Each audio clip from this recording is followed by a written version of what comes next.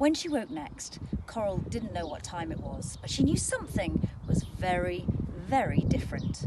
Her long hair felt as if it was swaying. She turned her head a little and felt a ripple move through her hair right to the very tips. She tried to sit up, but that too was very, very different. It was a familiar feeling, but she couldn't think what it was.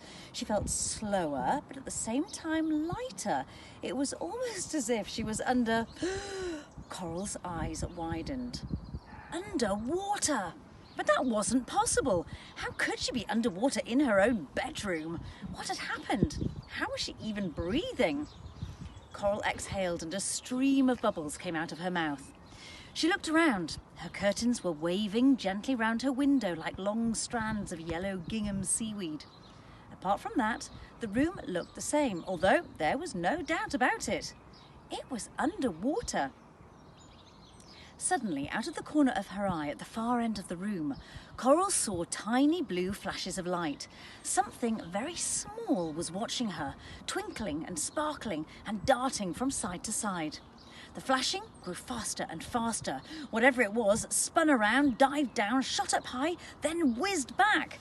Coral tried to follow it, but it was making her feel dizzy and a little bit seasick.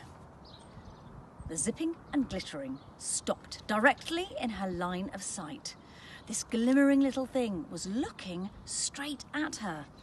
It started to quiver, throwing shimmering jets of light around the bedroom like a sparkling diamond.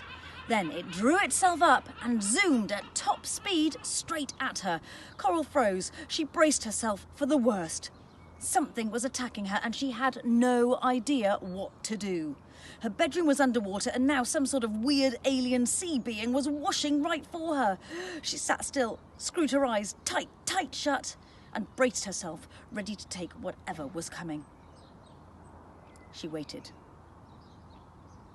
Nothing. She waited a little longer.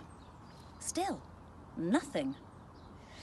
Coral didn't quite have the courage to open her eyes.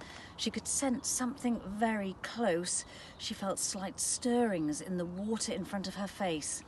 And somehow she knew she didn't need to be afraid.